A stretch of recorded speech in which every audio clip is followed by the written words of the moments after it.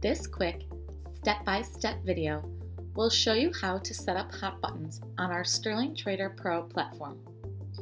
If you are not familiar with hot buttons, a hot button is simply a visual representation of a hotkey in button form. The first step to setting up a hot button is to set up a hotkey. If you have not yet watched our hotkey video tutorial, you may want to watch prior to this one. To create a hot button, go to the main toolbar and click on View, followed by Settings. Then select Hotkeys on the left side of the window about halfway down.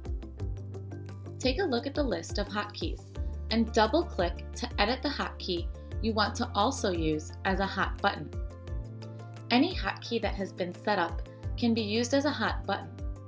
Once you are in the Edit Hotkey window, simply assign a name to the hotkey by typing it in the name field.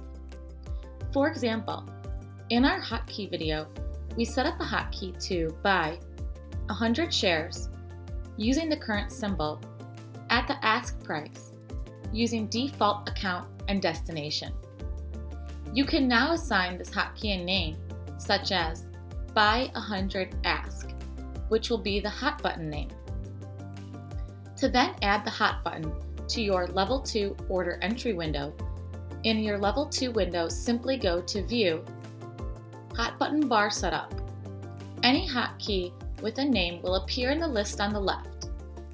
To assign hot buttons, simply highlight the hotkeys and use the arrow keys to move them to the Buttons window. Once you see them in the Buttons window, you can highlight each one and set background and text colors.